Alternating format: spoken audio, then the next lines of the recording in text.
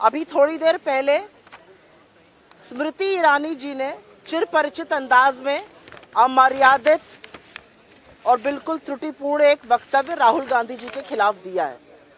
मैं उनकी व्यथा, उनकी वेदना समझ सकती हूँ। वो राहुल गांधी ट्रोल मंत्रालय की प्रमुख मंत्री हैं और वही काम वो पूरी शिद्दत से, पूरी लगन से करती हैं। और फिर उन्होंने देखा कि उनके मंत्रालय के ऊपर ग्रहण है, क्योंकि बहुत सारे लोगों में होड़ लगी हुई है कि राहुल गांधी जी को ज्यादा ट्रोल कौन कर पाएगा, कौन ज्यादा दो रुपल्ली का ट्रोल बनेगा इस सरकार के मंत्रियों में। उनको लगा कि अनुराग ठाकुर जी उनसे बाजी मार रहे हैं, तो मैडम ने आज फिर से कमान संभाल ली है और मैदान में कूद पड़ी है। लेकिन कुछ बातें जो उन्होंने कही हैं, जो सदन में कही जा रही हैं, सदन के बाहर कही जा रही हैं, उसके बारे में चर्चा कर लेना और उसके बारे में बोल लेना जरूरी है। और उसमें से पहली बात यह है कि राहुल गांधी जी ने ऐसा क्या कहा है जिससे बीजेपी इतनी विचलित है। क्योंकि हमारा अपना मानना है कि ये जो सारा तांडव अंदर मचाया जा रहा है, आप सोच सकते हैं कि सत्ता पक्ष खड़ा होकर खुद सदन की कार्यवाही नहीं होने दे रहा है। इससे बड़ा प्रमाण क्या होगा कि अडानी को बचाने के लिए ये सारे काम किए जा रहे हैं। अडानी पर चर्चा ना हो, अडानी पर आक्षेप ना लगे, अडानी की काली कारतूतों पर बातें ना हो, उस पर एक शब्द ना बोलना पड़े सदन में। इसलिए सदन की कार्यवाही रोकने का काम आज सत्ता पक्ष के मंत्री, सदन के नेता खुद खड़े होकर कर रहे हैं। नारेबाजी अब सत्ता पक्ष कर रहा है सदन में कि सदन ना चल पाए, और ये लोकतंत्र को क्षीण करना होता है। राहुल गांधी जी ने जो कहा कि एक विश्व है, वो अमेरिका और चीन दो दिशाओं में खींच रहे हैं। भारत का लोकतंत्र विश्व के लिए सौगात है और हमारा लोकतंत्र डिसाइड करेगा वैश्विक लोकतंत्र की दिशा और दशा क्या होगी। इससे बड़ा लोकतंत्र का प्रहरी और दूसरा कौन हो सकता है, और वो भी विदेशी जमीन पर जाकर ये कहना। आपको बड़ी दिक्कत है विदेशी जमीन पर जाकर उन्होंने कहा।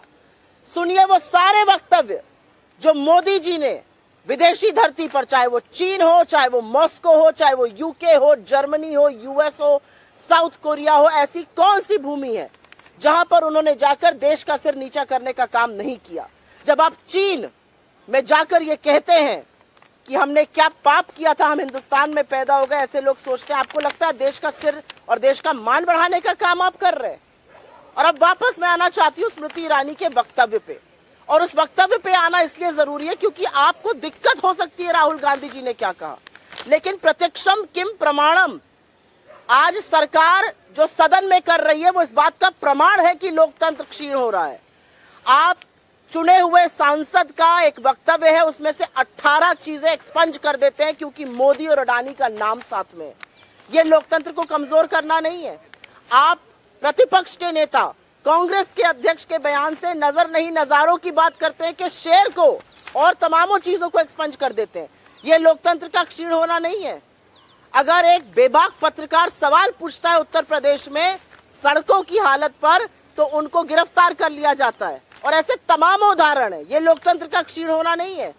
चुनी हुई सरकारों को पैसे के बल पर, एजेंसियों के डर पे गिराना, ये लोकतंत्र को कमजोर नहीं करता है।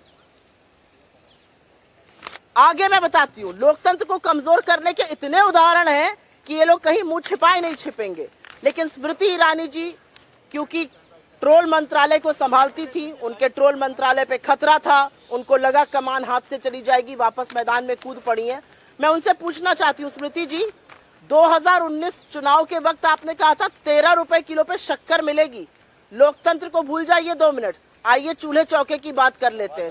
13 रुपए की शक्कर देने का वादा किया था, 45 पर शक्कर मिल रही है। 400 रुपए के सिलेंडर पे बड़ा प्रदर्शन करती थी आप, आज वो सिलेंडर 1200 पर है।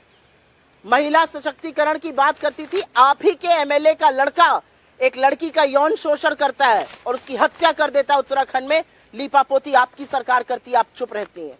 आपका विधायक दोषी पाया जाता है रेप का, आप चुप रहती हैं। आपके नेताओं के ऊपर यौन शोषण के आरोप रखते हैं, आप चुप रहती हैं। तो ये सिलेक्टिव आउटरीच जो स्मृति ईरानी का है वो सर्वथा गलत है। और मैं एक बात जरूर बोलना चाहती हूँ, उन्होंने एक शब्द बोला, टुकड़े टुकड़े गैंग। इस देश का पहला टुकड़ा टुकड़ा गैंग तो सावरकर जी थे, और उन्हीं के लोग आज उसको लेकर चल रहे हैं। इस देश के 2 टुकड़े कराकर जिन्ना के साथ मिलकर सावरकर का काम था, और पाकिस्तान और हिंदुस्तान का बंटवारा। और ये सच है कि नरेंद्र मोदी जी आज भी वही काम कर रहे हैं। इस देश को भाषा के आधार पर, वेशभूषा के आधार पर, धर्म के आधार पर, जाति के आधार पर अगड़े को पिछड़े से लड़ाना, अगड़े को दलित से लड़ाना, हिंदू मुसलमान को लड़ाना। आपने तो मिजोरम और असम में गोलियां चलवाई हुई हैं, आपने कर्नाटक और महाराष्ट्र को भिड़ाया हुआ है। अगर ये टुकड़े टुकड़े गैंग नहीं तो असली टुकड़े टुकड़े गैंग के सदस्य और सरगना तो खुद रूलिंग एस्टैब्लिशमेंट और प्रधानमंत्री मोदी उसके लीडर है। मेरा अपना मानना है कि भारत के लोकतंत्र को बचाना हम सबका कर्तव्य है, मीडिया का कर्तव्य है। और भारत के लोकतंत्र की जिस तरह से धज्जियां सदन में और सदन के बाहर भारतीय जनता पार्टी उठा रही है, वो अपने आप में प्रमाण है कि किस तरह से लोकतंत्र कमजोर हो रहा है।